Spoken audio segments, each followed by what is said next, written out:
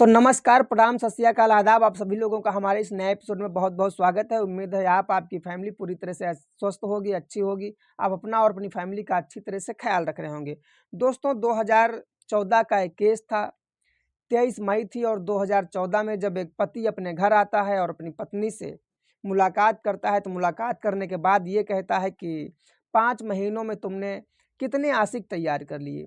पत्नी जब इस बात को सुनती तो बहुत हैरान थी कि कितने आशिक तैयार कर लिए, जबकि इसकी जो पत्नी होती है वो जनवरी 2014 में इसी बात की वजह से घर छोड़ करके अपने मायके चली गई थी, क्योंकि यह ऐसी बातें करता था जिसकी वजह से वो बर्दाश्त नहीं कर पाती थी। लेकिन आज जब 23 मई को इसने बात की थी और जबकि ये अभी 15 मई 2014 को ही वापस घर आई थी, जब ये ऐसी बात करता है तो वो फिर से कहती है कि इसी बातों से हम गुस्सा होकर के अपने मायके चले गए थे। अगर तुम इसी प्रकार से बातें करोगे तो मैं फिर से चली जाऊंगी। अब इन दोनों में थोड़ी देर तक बहस हुई, लड़ाई हुई, झगड़ा हुआ, लेकिन पत्नी ने फैसला लिया कि अब मैं फिर से चली जाऊंगी और वापस कभी नहीं आऊंगी। लेकिन अब वो विवेक शायद शराब के नशे में हो या किसी भी हालात में हो, बहुत ही गुस्सा हुआ और कहने लगा कि अगर ऐसा ही करना चाहती हो तो मैं तुम्हें दुनिया से ही अलविदा कह दूंगा। और उसने एक अपनी जो चारपाई होती है, जो खाट होती है, उससे एक उसका पाया निकाला और पाया निकालने के बाद में वार पे वार करता रहा। कम से कम 4 से 6 बार उस पाए से, जिसे गांव की भाषा में मचवा कहते हैं, उससे जो है उसने 4-6 वार किए सर पर और पूरा का सर फट गया। और वो औरत उसी वक्त वहीं पर उसकी मौके पर ही मौत हो गई। लेकिन उसके बाद में पूरा सन्नाटा हो गया और किसी को कुछ मालूम नहीं, किसी को कुछ पता नहीं। बच्चे कमरे के अंदर सो रहे थे। इसके बाद में ये हुआ कि जब 24 घंटे के बाद उससे बात नहीं हुई, कुछ पता नहीं चला, तो पड़ोसियों ने जब पूछा उन बच्चों से कि तेरी मम्मी कहाँ है, तेरे पापा कहाँ है, तो ना मम्मी का पता था ना पापा का पता था। तो पड़ोसियों ने सबसे पहले इस विवेक के जीजा कमलाकर को और इसकी जो बहन थी अर्चना, उसको फ़ोन किया और कहा कि बच्चे यहाँ रो रहे हैं, परेशान हैं, और जो तुम्हारा भाई है और जो तुम्हारी भाभी है, मौके पर कोई भी यहाँ पर है नहीं। अब बच्चे परेशान हैं, इनको लेकर के हम क्या करें। तो अर्चना घर आई, देखा कि ना भाभी थी और ना इसका भाई विवेक था, कोई था नहीं मौके पर। तो उसने उन बच्चों को अपने घर ले गई और जाते जाते अपनी भाभी की मम्मी और पापा को फ़ोन कर गई कि यहाँ पर भाभी न जाने कहाँ चली गई हैं, गुस्सा होकर, नाराज़ होकर, और भैया भाभी दोनों लोग मौके पर नहीं हैं। तो उन लोगों को पता लगाने की कोशिश करें। जब उस अर्चना की भाभी के पिता, माता ये लोग आते हैं तो ये लोग फिर थाने में एफआईआर करते हैं, गुमशुदगी की रिपोर्ट लिखवाते हैं और कहते हैं कि पता किया जाए कि मेरी बेटी कहाँ है। अब जब बेटी का कोई पता नहीं, तो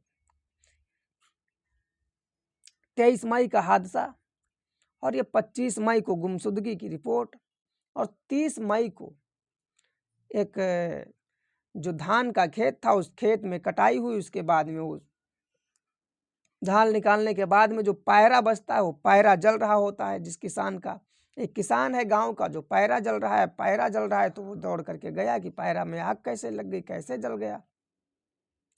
जब वो वहां पर गया तो देखा कि उसका पायरा सारा का सारा जल गया, जबकि उसने आग नहीं लगाई। तो उसने टार्च लगाई और टार्च लगाने के बाद में उसे कुछ दिखा, एक चमचमाती हुई चीज कोई दिखी। तो वो चमचमाती हुई चीज के पास धीरे धीरे नजदीक गया और उसे पकड़ने की कोशिश की। जैसे पकड़ने की कोशिश की तो उसमें वो चमचमाती हुई चीज के साथ साथ वो हाथ भी आ गया, क्योंकि वो हाथ का कड़ा था जो पहन रखा था। अब जब हाथ का कड़ा मिलता है तो बहुत ही जोरों से चीखने लगता है, चिल्लाने लगता है कि मेरे खेत के अंदर किसी को जलाया गया है। उसकी चीख पुकार सुनने के बाद में तमाम सारे लोग मौके पर मौजूद हुए और पहुंचने के बाद में ये हुआ कि सब लोगों ने देखने की कोशिश की तो एक लाश के कई अंग मिले और उन लाश के अंग को देख करके लग रहा था कि ये लाश किसी महिला की है। अब वहां पर जो लोग थे वो सतर्क हुए और सतर्क होने के बाद में सजगता स्वरूप उन लोगों ने पुलिस को फ़ोन किया। पुलिस आए, मौके पर जितने अंग बचे थे वो उठाया और उठाने के बाद में फॉरेंसिक एक्सपर्ट के हवाले किया, पोस्टमार्टम के लिए भेजा, डीएनए रिपोर्ट करवाई। डीएनए रिपोर्ट करवाने के बाद में, फॉरेंसिक एक्सपर्ट को रिपोर्ट तैयार करवाने के बाद में अब ये हुआ कि ये लाश है तो है किसकी। तो अब लाश को पता लगाने के लिए पुलिस के पास कोई ऐसा सुराग नहीं था कि जिससे वो पता लगा सके। तो उसने सबसे पहले कई थानों में खबर की और कहा कि कोई गुमशुदगी की रिपोर्ट हो, कोई ऐसा कोई मामला हो तो वहाँ से उसको कोई सूचना मिले। तो एक थाने से खबर आई कि यहाँ पर एक सविता नाम की औरत है जिसकी उम्र 27 साल है, उसकी गुमशुदगी की रिपोर्ट हमारे पास दर्ज है और उसके 2 बच्चे हैं। तो जब इन सब चीज़ों को मिलाया गया और उन दो बच्चों से मुलाकात की गई और सविता की लाश के डीएनए सैंपल के साथ उन बच्चों से उस डीएनए सैंपल को मिलाया गया तो पता लगा कि जो मरने वाली लड़की है जिसकी लाश जलाई गई वो हकीकत में इन बच्चों की माँ है और उसका नाम सविता है। अब सविता के जो घर वाले हैं, माता पिता हैं, वो सब लोग यही समझ रहे हैं कि उसका जो कातिल है वो विवेक है। उसके अलावा उनकी कोई खबर नहीं जाती क्योंकि ऐसा इनके बीच में कई बार झगड़े लड़ाई हो चुके थे। तो उसने सीधे सीधे उन विवेक पर एफआईआर की। विवेक को पुलिस ने तलाशने की कोशिश की और तलाशा। जब पुलिस ने तलाशा काफ़ी मेहनत करने के बाद तो ये मिल भी गया। मिला तो जब पुलिसिया अंदाज में पुलिस इसके सामने आई, सारी हकीकत कबूलवाया तो इसने कबूला भी और बताया कि उसने खाट के मचुए से, पाये से अपनी पत्नी के कई बार सर पर वार करने के बाद उसे मार दिया था और उसकी मौत हो गई और उसने ही जाकर के एक पायरे के खेत में ले गया और जला दिया। वहाँ पर काफ़ी दिन तक लाश को इधर उधर रखा, लेकिन पता लगा कि हो सकता है सच्चाई सामने आ जाए तो उसने जलाना उचित समझा और उस लाश को उसमें जला दिया। लेकिन उसके बाद में उसे जेल हो गई, पुलिस ने उसे सज़ा सुनाई। जो पुलिस ने उसे गिरफ्तार करने के बाद जेल भेजा, उसके बाद उसे कोर्ट ने सज़ा सुनाई। उस सज़ा में ये था कि कम से कम 1.5 साल के बाद जब उसका फैसला आया तो उसे उम्र कैद की सज़ा दी गई। लेकिन उम्र कैद की जब सज़ा दी गई तो अभी फैसला कंप्लीट नहीं था। उसके पहले उसका बहनोई कमलाकर पवनाकर इससे मुलाकात करने के लिए पहुंचा और पहुंचने के बाद में जब ये वहां पहुंचा तो जिसका जो बहनोई था और इसका जो साला विवेक जो जेल में बंद था, इससे बहुत रोने लगा, बहुत परेशान था। तो इसने मेहनत की। कमलाकर और पवनाकर ने काफ़ी पैसे लगाए, वकील हायर किया महंगे से महंगा और बहुत सारी चीज़ें जुटाने के बाद में विवेक को वहाँ से बचा लिया। और बचाने के बाद में ये हुआ कि कुछ दिन के बाद वो जेल से छूट गया। छूटने के बाद में जब कुछ दिन के बाद में ये हुआ कि 2014 से ये समय धीरे धीरे आगे बढ़ा और 2018 का आया और 18 में एक साथ में 6 कत्ल हुए। जब 6 कत्ल हुए तो जब ये पता लगा कि 6 कत्ल हुए हैं, बच्चे 2 बचे थे जो परेशान थे, रो रहे थे, घर के अंदर से दरवाज़ा पीट रहे थे। तो पड़ोसियों ने रात के 3 बजे उस दरवाजे को खोला। जब खुला नहीं तो उस दरवाजे को तोड़ा गया। तोड़ने के बाद में जब पड़ोसियों ने नज़ारा देखा तो कम से कम वहाँ पर 6 लोगों की मौत हो चुकी थी और उस मौत के पीछे कौन है ये किसी को नहीं मालूम था।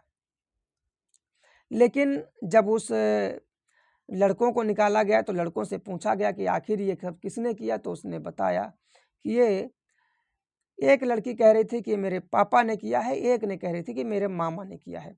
दरअसल मामा और पापा जो था वो विवेक ही था, क्योंकि एक बेटी थी जो विवेक की वहाँ पर बची थी और एक बेटी थी जो उस विवेक की भांजी थी। इन दोनों लोगों को मारने से छोड़ दिया था क्योंकि ये 5-5 साल के थे। बाकी 14 साल की जो एक बेटी थी इसकी भांजी विवेक की और अपने जीजा को, अपनी बहन को, अपनी बहन के सास को और एक अपने सगे बेटे को ये मार देता है। मारने के बाद वहाँ से फरार हो जाता है। जब ये सारी चीज़ें पता चलती हैं तो पुलिस में जब फिर से केस आता है तो विवेक को गिरफ्तार किया गया। गिरफ्तार करने के बाद में वो कम से कम 1 साल के बाद मिला। जब पुलिस बहुत मेहनत करती है तो 1 साल के बाद वो पुलिस को हत्थे चढ़ा और हत्थे चढ़ने के बाद पुलिस उसे लेकर आई।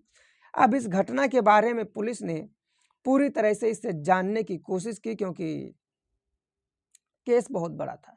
जब जानने की कोशिश थी तो इसने कहानी सुनाई कि जब उसने अपनी पत्नी का मर्डर किया तो उसे लग रहा था कि उसके साथ कई सारे लोगों के संबंध हैं।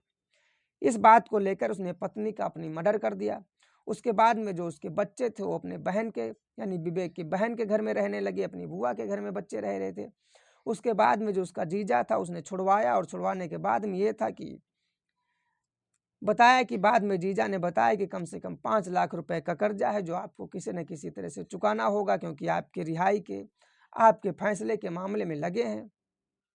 अब ये परेशान था कि पैसे चुकाए तो चुकाए कैसे। इस हालात में उसने सबको मारना उचित समझा।